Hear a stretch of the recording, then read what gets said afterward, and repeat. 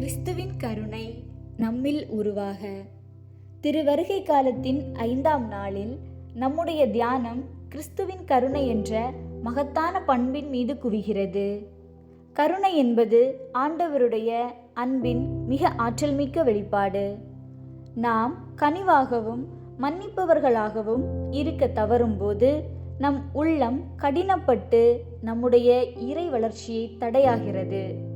நம்மில் உள்ள கடினமான மனப்பான்மை, தீர்ப்பிடும் குணம் மற்றும் மன்னிக்கும் தயக்கம் ஆகியவையே பிறர் மீது கருணை காட்ட முடியாமல் நம்மை தடுக்கிறது.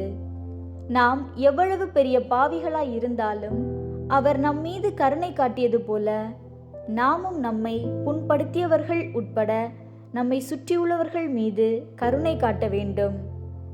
கிறிஸ்துவின் வருகைக்கான ஆயத்தம் என்பது நம்மை ஒரு புதிய கருணையின் உருவமாக மாற்றிக்கொள்வதே.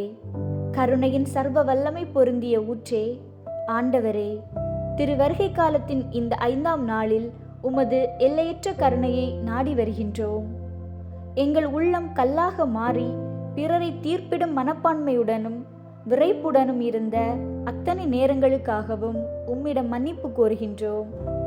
மற்றவர்களின் பலவீனங்களை விமர்சித்தோம், இரக்கம் காட்ட தவறினோம், எங்களை புண்படுத்தியவர்களை மன்னிக்க தயங்கினோம். தந்தையே, நீர் எங்கள் மீது பொழிந்த அளவற்ற கருணையின் முன் எங்கள் கடினமான மனம் உடைந்து போக வேண்டும். சிலுவையில் நீர் மன்னிக்கும்படி மன்றாடிய அந்த உன்னத கருணை இன்று எங்கள் உள்ளத்தில் உருவாக வேண்டும்.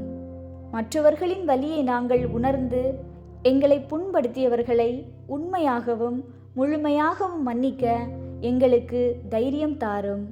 எங்கள் நாவு பேசுவதற்கு முன்பே எங்கள் மனம் இரக்கத்தினால் சிந்திக்கட்டும். இனிமேல் நாங்கள் தீர்ப்பிடும் நபர்களாக இல்லாமல் கருணையின் தூதுவர்களாக வாழ வேண்டும்.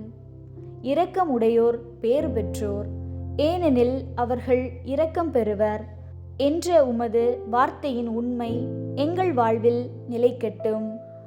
ஆமேன். ஆண்டவரே, எங்கள் உள்ளத்தின் கடினமான பாறைகள் உடைந்துவிட்டன. உமது மென்மையான கருணையும் மன்னிப்பும் எங்களில் நிரம்பி வழிகிறது. கருணையின் புதிய உருவமாக நாங்கள் மாறிவிட்டோம். மீட்பர் இயேசுவை இரக்கத்துடன் வரவேற்க நாங்கள் அன்பின் மக்களாக ஆயத்தமாகிவிட்டோம்.